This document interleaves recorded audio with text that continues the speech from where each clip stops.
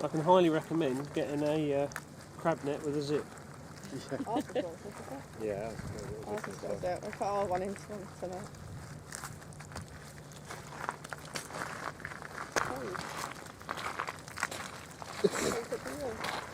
Everywhere. Yeah, Bruce, you're causing a problem now. You're getting attacked.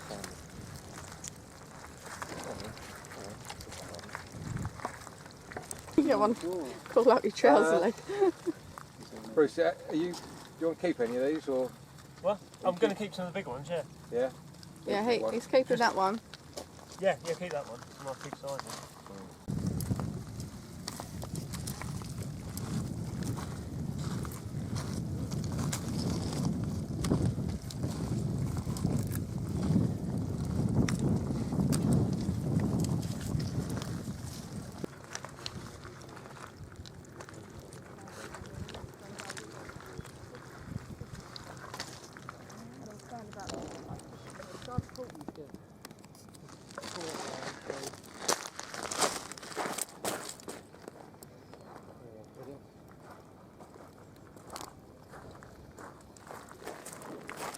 A long line.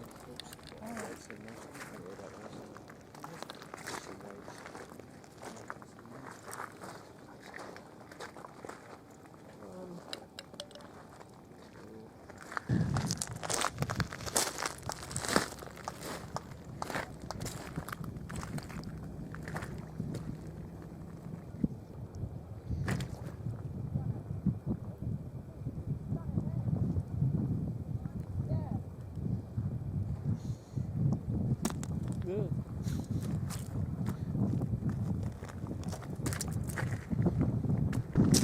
Right, so just got a hook tied on, stuck them in a cork just to keep them safe, and you've just got a loop at that end. So put that on there, try and equally space them, pass that through, pass it over, get on the knot, there we go. Keep doing. Every other one went easy. There we go. The reason I do it like this is because you can slide these up and down to where you actually need them.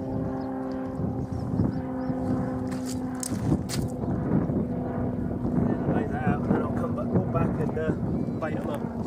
Sweet goodness.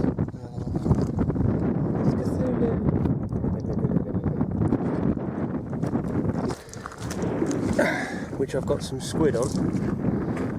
Threaded the hook through a few times, and then I'm just going to cover this over with a bit of seaweed so the gulls don't get to it. And then I've got the 25 metre gill net.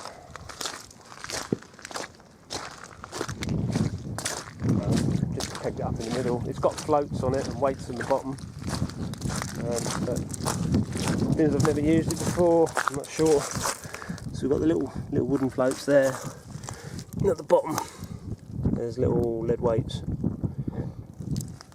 but haven't used it before. But there's actually 3 layers to this. You've got a large square there, an inner of smaller squares, and then another outer of bigger squares. So I assume the fish will go in and get trapped between. So there's actually 3 layers to this net. It was marketed as a drag net, and it's actually a gill net. But as far as I know, the amount of oysters here is amazing. Some really big ones as well. Actually, every big stone, well, all the big stones here are oysters. Hundreds of them. So really, survival wise, we're wasting our time when we should just be eating oysters and not worry about fishing. It's a massive waste of energy.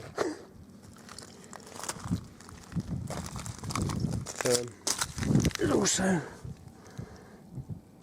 some cockles.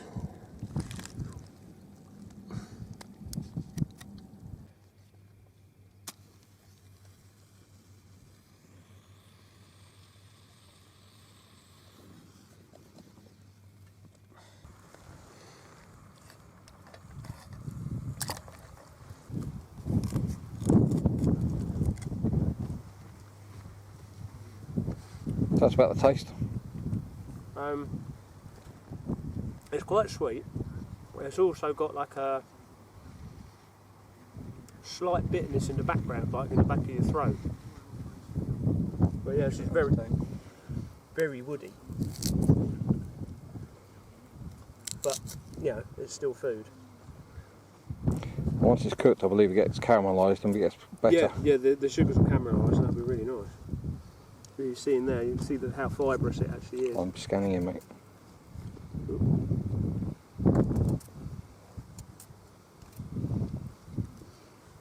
And I also, so we've got some of that.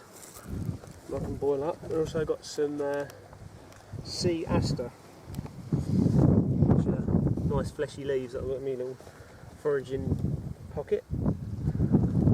So we'll add that, and then sit in here, which has been cooling off, is our boiled crabs. That should be a nice little feast. All of the smaller crabs we put back for the anything decent size we've kept. So there you go. Nice one. I'm going to have a plate. Right, take the claws off.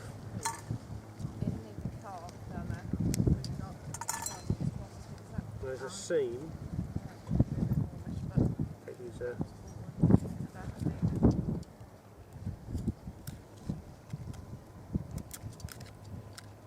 Come on.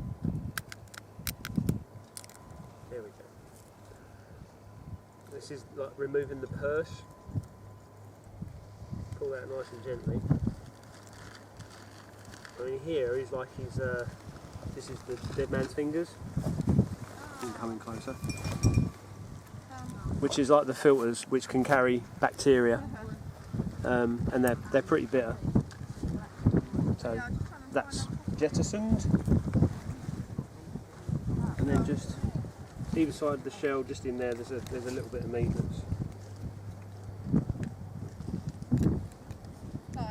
that's edible.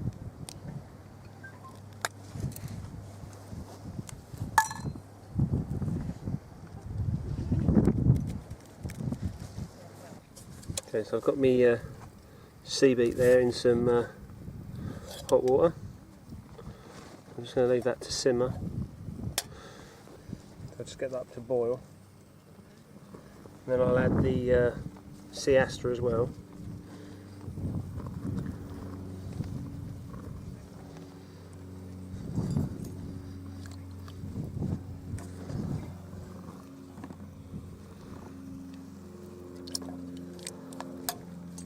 I'll let that boil, and then I'll change the water and then boil it again.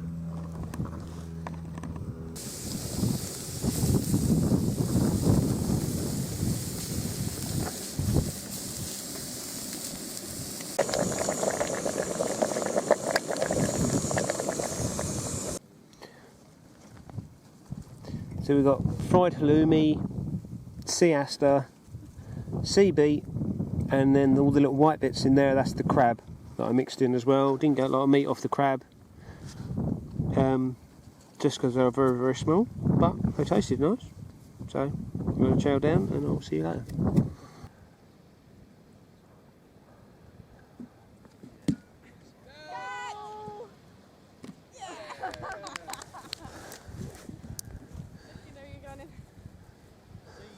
Rugby does pay off.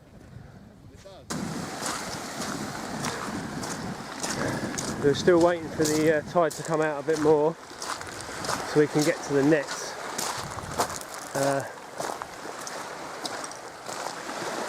It looks like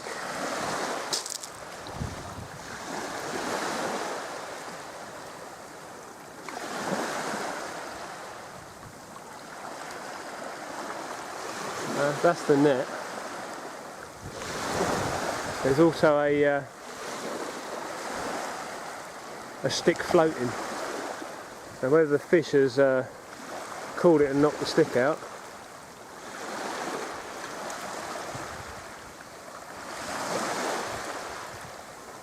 remains to be seen.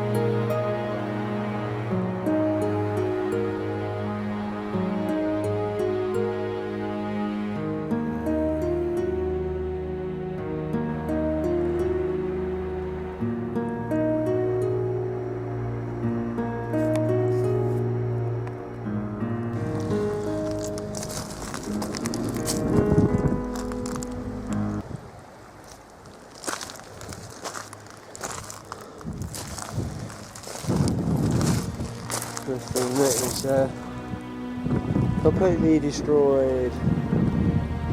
Had a yacht come through, and I think he took out the long lines and the net with his keel. So bad times.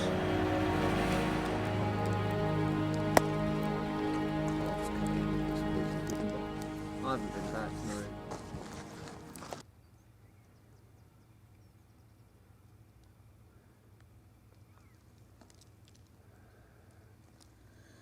There's my bird in there, and me collapsible lobster pot, crab pots, crayfish pots, as we call them.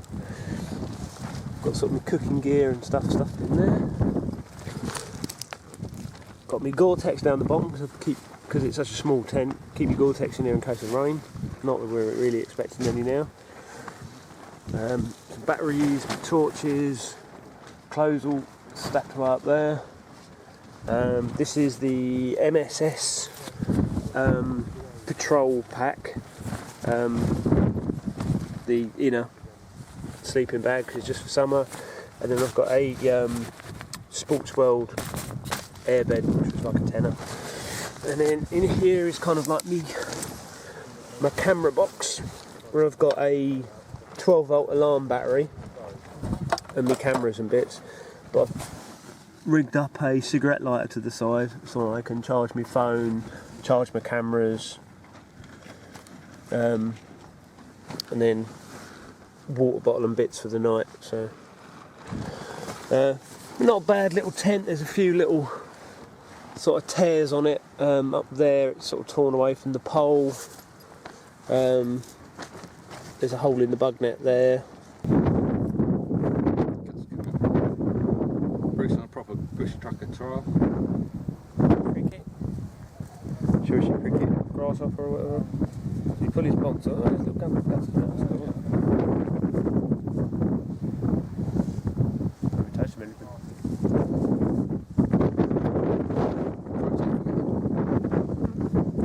Anything you've caught all weekend? Apart from the pop. Crabby. Right. So we've been given a grid reference and a location, which is 005. Where are we? And 0895. So about 005, about there, right on that corner, roughly. So we're currently Walk to the power station. sort of walk to the power station. We're in the sort of rough vicinity. Just got to walk a bit further. This was to the edge of the outbuildings, I think, on the map. Well, it's just the other side of this fence. Just going to hop over, and Tim's going to make a run for it and see if we can get it. Right, okay, we're over now. Quick, Tim, quick! What's that? We found it. Fucking hell, I need a knife. Quick, before the guards come. That's a lighter.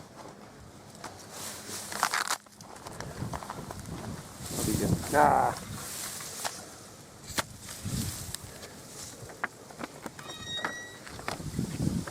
We have Yeah, turn it over. Just numbers. some numbers. We've got the numbers! Yeah! It's the phone number to call for help. There we are. 0147. Yeah. Bruce, they're fucking coming. Right, any idea what this thing is? No idea. Quick, run!